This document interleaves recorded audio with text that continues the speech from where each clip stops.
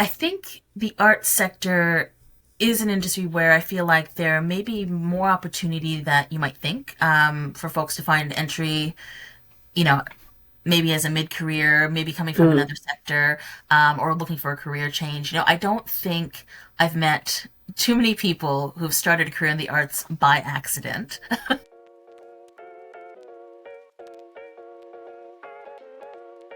We live in a time that holding down one job title for a whole career is not possible anymore. At some point of our journey, we can expect a career reinvention is going to happen. So how do we embrace that?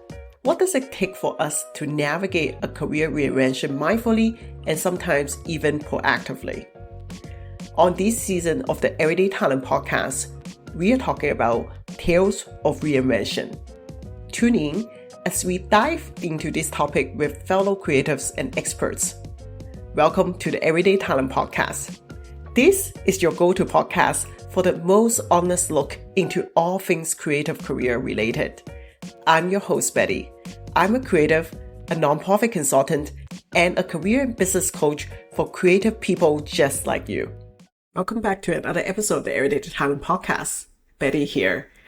So for a lot of us in our artistic career, it is not uncommon that we make a transition working as an artist and then work as an arts administrator. And sometimes the other way around. And sometimes, in my case, I had become an arts manager and also working as an artist for a long time. So what we know is that those transitions are very common. However, not a lot of people talk about how those roles and wearing those hats are very distinctive jobs. And what are the critical points that we need to consider as we make those transitions?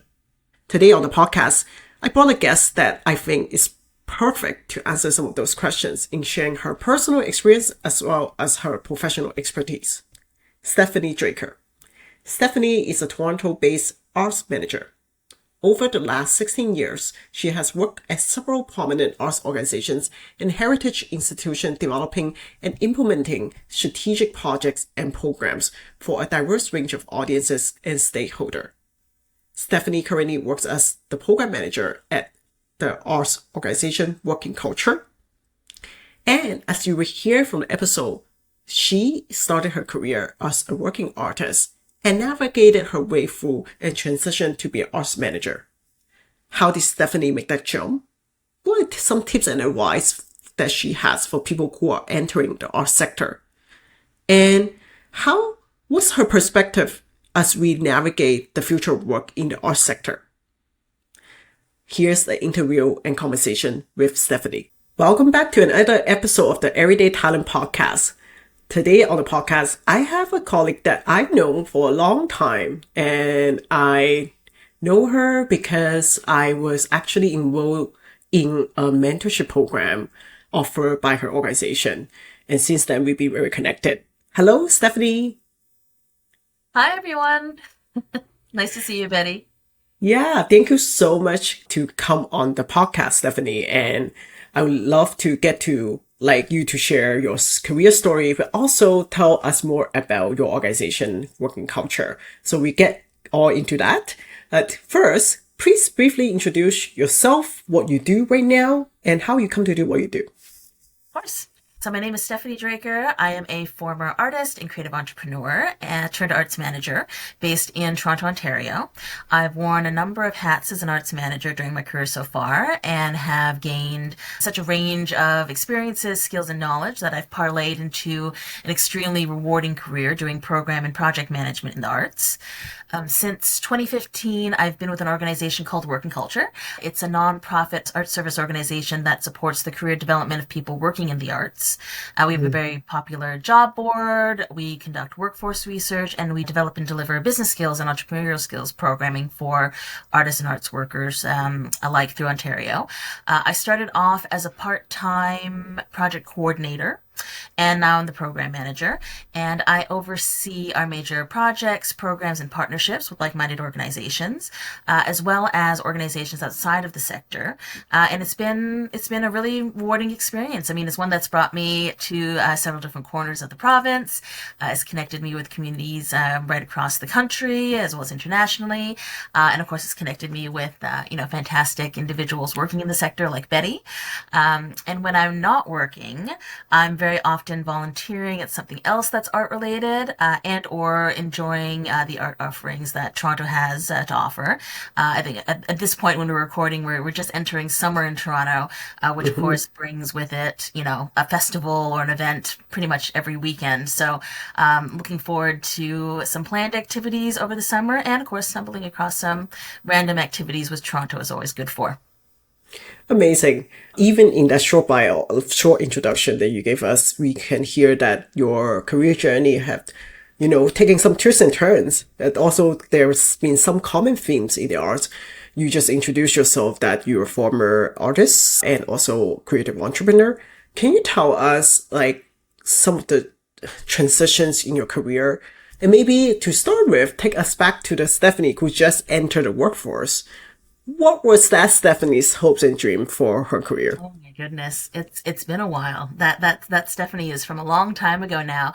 I have a Bachelor of Fine Arts from York University, where I studied visual arts and fine art cultural studies. So going into that experience, I was of course thinking I'm going to be a practicing artist.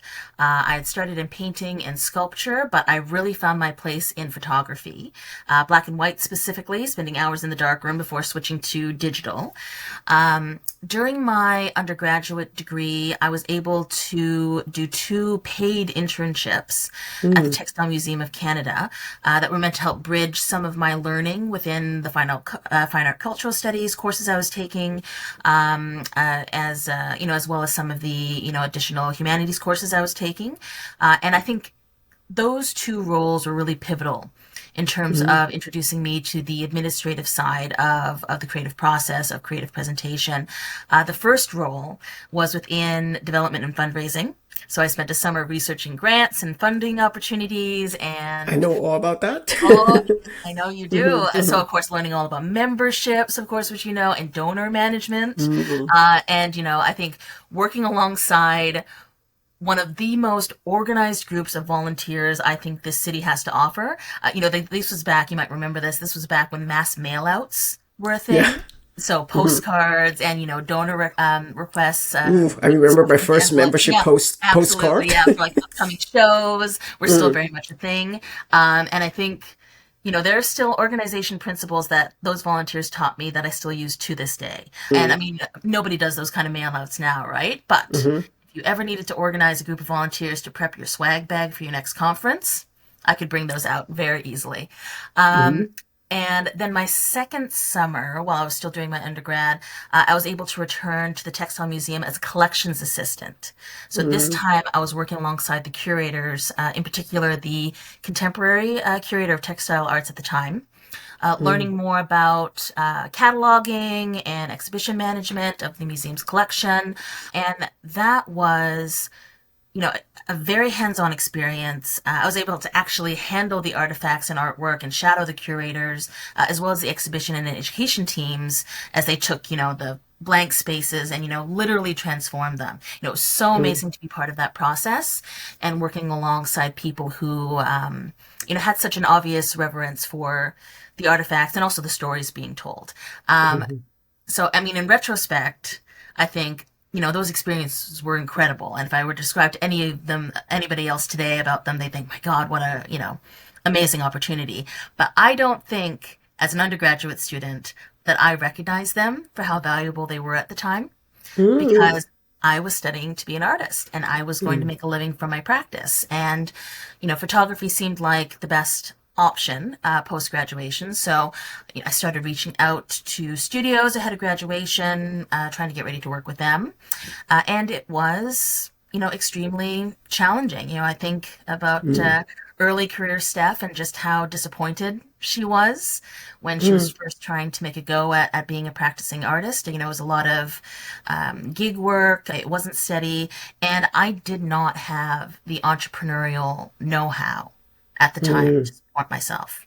However, during that time, I was able to return again to the Textile Museum, this time as a photography and project assistant, working alongside a studio that they had hired to digitize their collection of artifacts for publishing online. This was a really, big thing back in the kind of mid 2000 and late aughts in museums and galleries.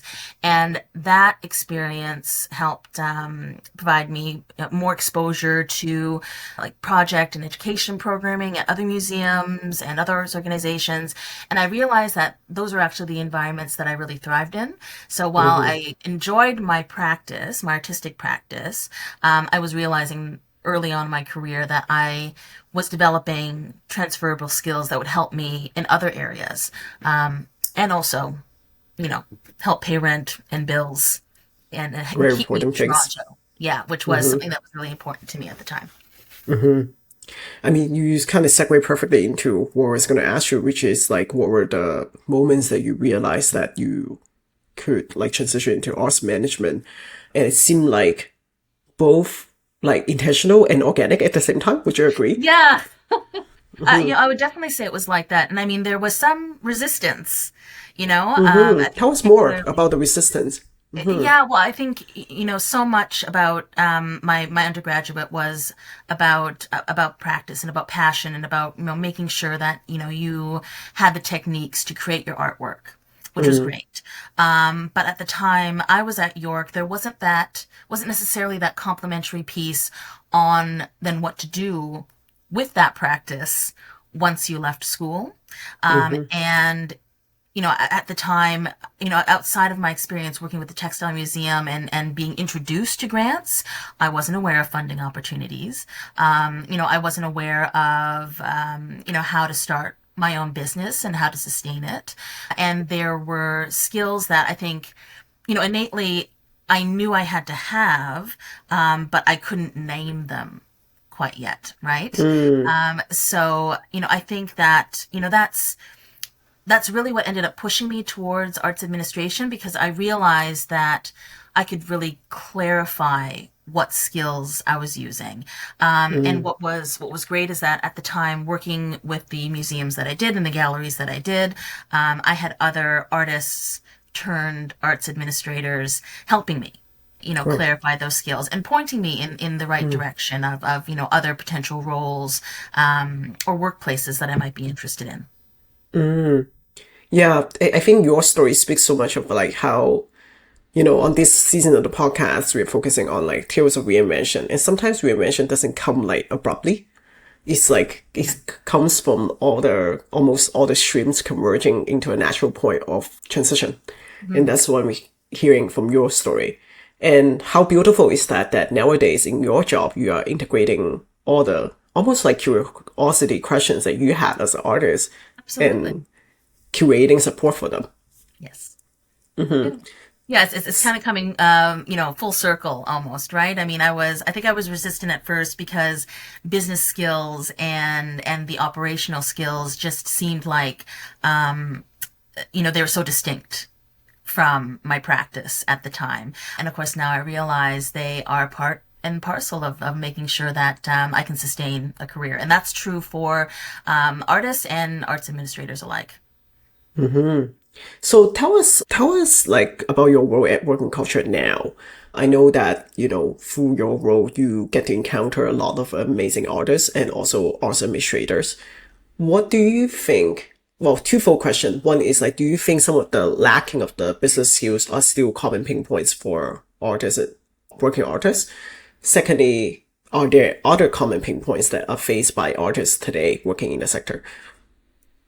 Yeah, I mean that's a big question. I mean, I think to answer your earlier question around, those kind of skill gaps. I mean, there's for a lot of folks who are kind of in my position, they maybe didn't study arts management or didn't pursue a arts administration degree, they don't realize what they don't know, right?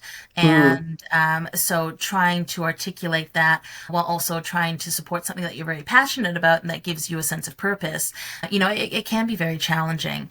It also makes me think about, other aspects that are common pain points that kind of, contribute to that. And that is that, quite simply, it's hard to work in the arts sector. We are probably some of the most underpaid workers when you look at mm-hmm, the nonprofit arts system. And that does create barriers in terms of people being able to advance their careers and pursue professional development and really see themselves, in the arts as a lifelong career. Which is actually really, frustrating as well, right? I mean, yes. the arts contribute so much to our provincial and national GDP, but we're still some of the most underpaid folks. And I'm sure other arts managers will echo this. And I think, especially coming out of the pandemic, we are tired. Mm, And we are stretched. And I think, there's a lot of learnings from the pandemic that reinforce that we need to prioritize health and well-being. But it doesn't seem like we've been able to do that lately. I think I'm seeing in the sector, especially with my peers and arts organizations, that we're moving back into a period of doing much more with less. mm-hmm, So, organizations are struggling and that affects what's being produced or presented, by the arts workers that support those organizations. It mm-hmm. it also raises concerns around sustainability, and I know that's not necessarily new. I mean, you and I have talked about that at length. Yes.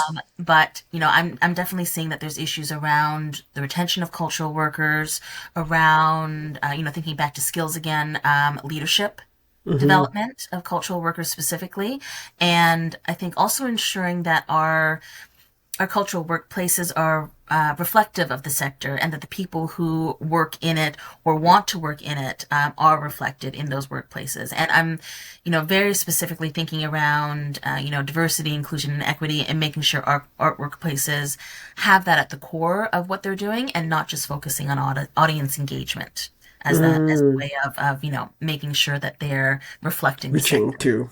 Mm-hmm, Yeah, mm-hmm. yeah. Right.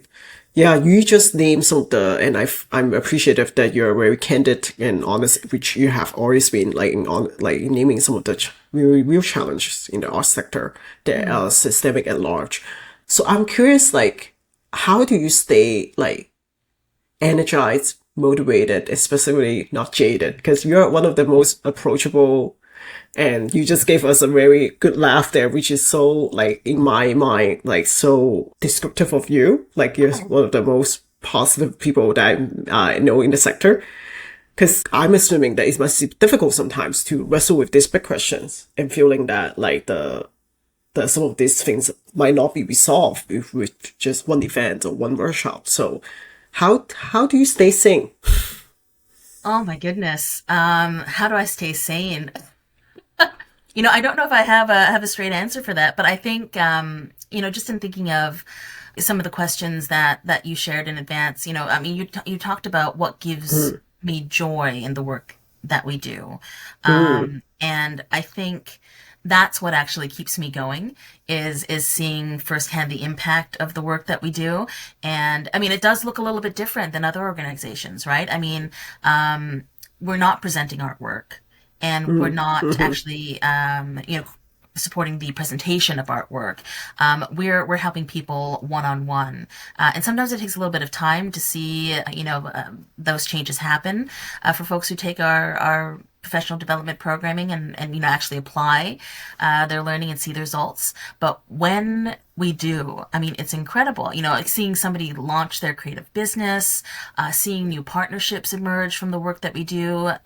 Even seeing, and I'm seeing a lot of this now, new leadership mm, reinforcing the importance behind the work that we do in the sector. I think it's the best. And, I mean, it truly, mm. brings me, so much joy when I can reconnect with people one on one, like we have, Betty. Because what better confirmation that the work we do is working than seeing it reflected back at us through past program participants like you. So I think that's really what keeps me going. And it's also knowing that, I mean, when I speak with other people in the sector, I'm talking with the converted, right? We know that the arts is it's an exciting workplace. It is a place where people can thrive under the right conditions. And part of the satisfaction I get with the work that I do through work and culture is then convincing folks outside of our sector of the same thing and seeing them realize that, yes, the arts is important and it contributes to, viable, employment opportunities for people who are looking for something exciting and creative, and that gives them, a sense of purpose, I think. Yeah, definitely. I think that's one thing that is for anyone working in the arts. I think we won't be here unless we have that deep purpose alignment. Mm-hmm. So as we go forward and navigate the challenges of the sector and also look forward to the future landscape of work, what role do you see working culture play? Well, I think from the beginning of my time with work and culture, I've seen firsthand the value we present in helping people at any stage of their career navigate the sector. Really just point out how varied it is. Again, you and I have talked about this. It's not, and you've mentioned it earlier, it's not necessarily a straight line. No. There's so many different disciplines and subsectors that exist, and sometimes they work together really well and organically, and other times they don't.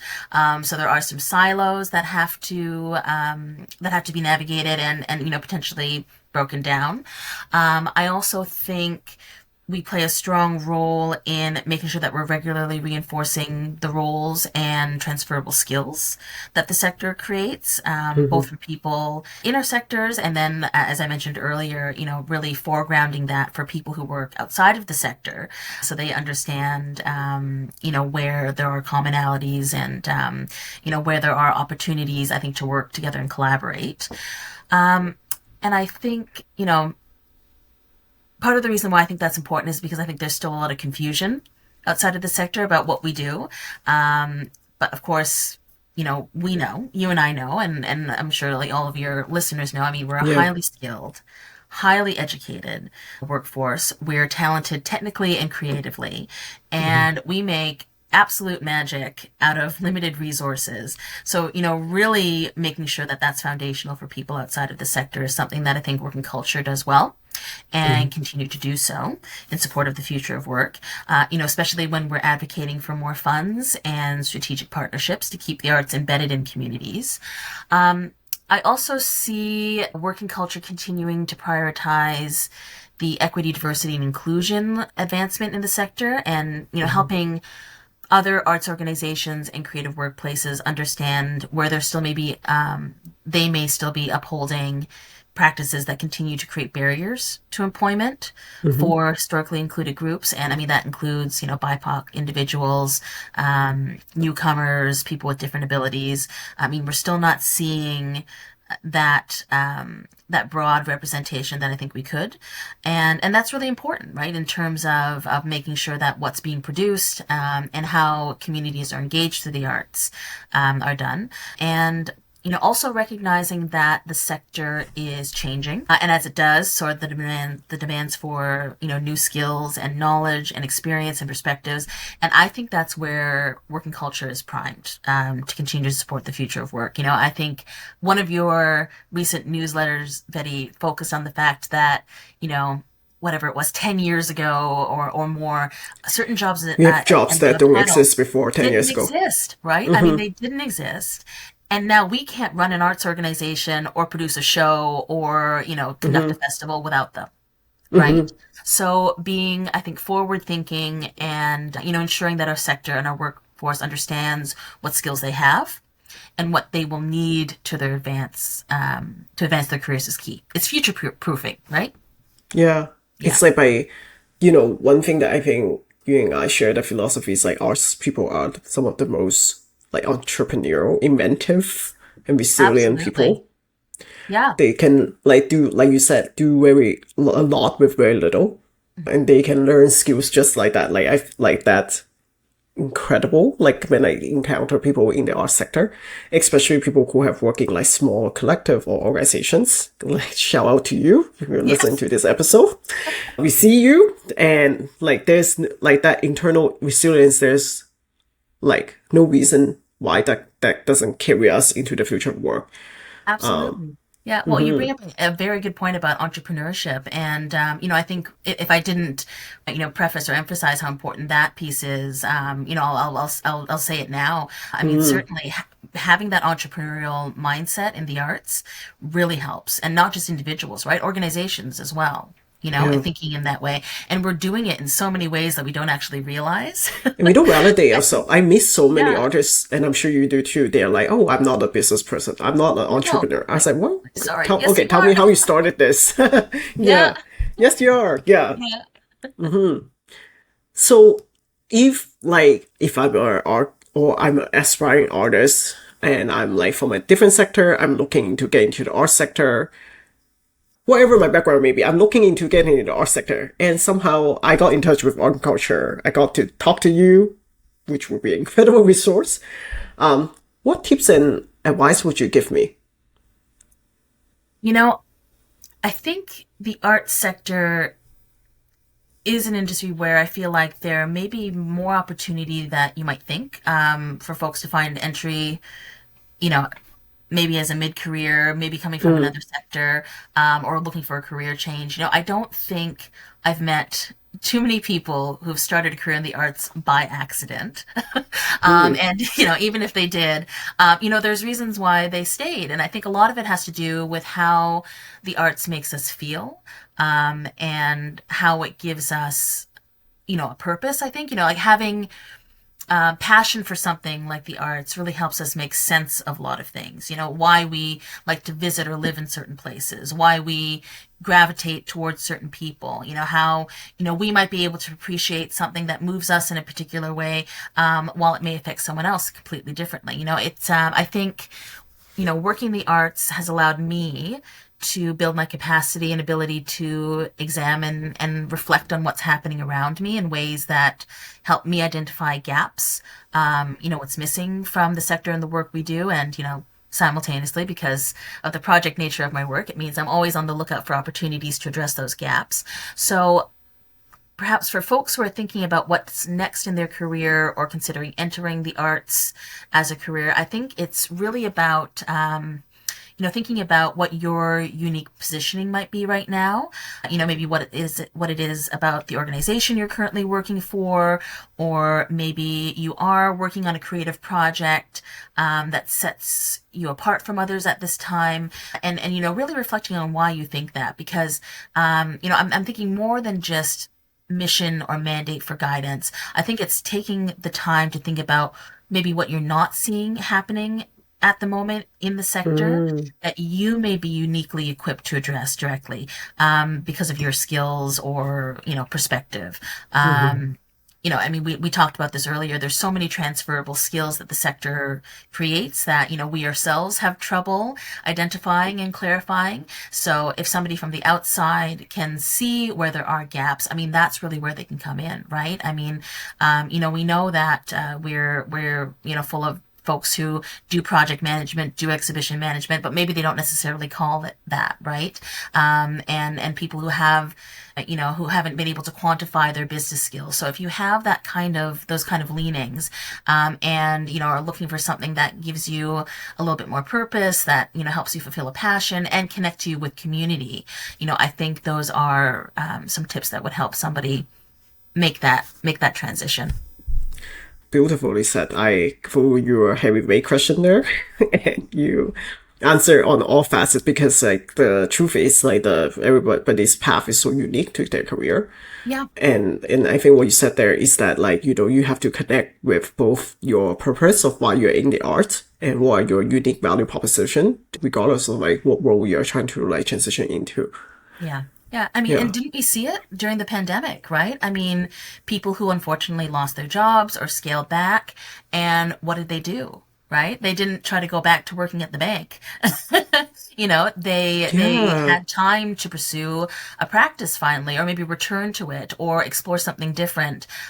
Find something that was really meaningful for them. And I think the arts sector specifically, presents a lot of opportunities for that. People have this like really like I would say love-hate long-term relationship with the art.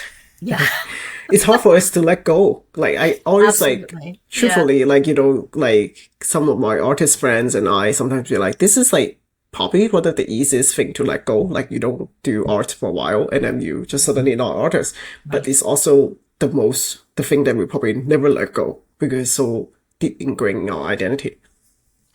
Absolutely. No, I couldn't agree more. All right, so if folks are interested in finding out more about working culture and the resources work culture have, and they want to connect with you, where can they go? They can go to workingculture.ca.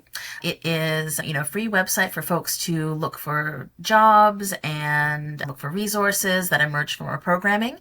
So definitely visit there, and you will find my email on there as well. It's stephaniedraker@workingculture.ca. So feel free to reach out. I'm also on LinkedIn, and I have a lot of great connections through that account. So, people should feel free to connect with me there, and, take a look through the list, because likely you'll find some other like-minded folks there that you should also know. I'm also happy to make introductions. So, a lot of the times folks realize that we have, mutual connections, and sometimes it might be a little scary to make that jump to introduce yourself. I'm happy to manage those. Working Culture is also on all of the major social media channels, so you can certainly follow us there. Some people do find me on Instagram, which of course is fine, but that's mostly for pictures of my dog and food. So if you want to connect with me in a more professional capacity, definitely LinkedIn. Awesome. We put Working Culture's website as well Yeah. as your linking on the show note, but I have to say, I think you just make a really good pitch for Instagram there accidentally. So, that was a very generous offer. Thank you so much, Stephanie, and thank you for coming on the podcast and share your insights, your career story, and your role as a program manager at Working Culture, and some of your thoughts around the future of work in the sector. Thank you. Thank you, Betty. It was my pleasure, truly. I hope you enjoyed this conversation with Stephanie. There are so many things that she touched on that ring true to me, especially the journey where she transitioned from an artist to arts administrator, and how she felt as an artist coming out from school and navigating the sector with no training in business skills. And then later in her career, finding out and learn that arts administrator, artists are some of the most entrepreneurial people we know. I think I shared that deep belief with her, and that people in the arts have incredible ability to do whatever they want to do, whether it's transition to another role, whether it's to lead an organization, and whatever creative projects they endeavor and commit to. So if you're an arts person listening to this podcast, I just want to let you know that we see you and we are here to support you. If you like what you heard today, please subscribe to the podcast on whatever podcast platform of your choice. We are on Apple Podcasts, Spotify, YouTube, you name it, we are on it.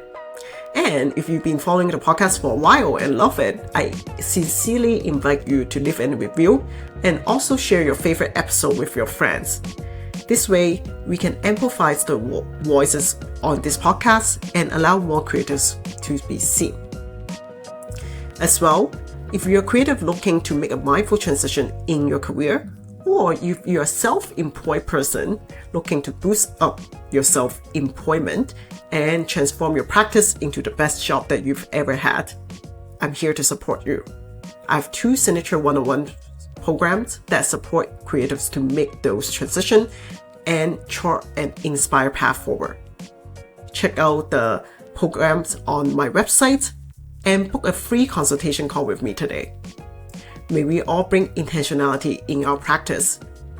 I will see you on the next episode.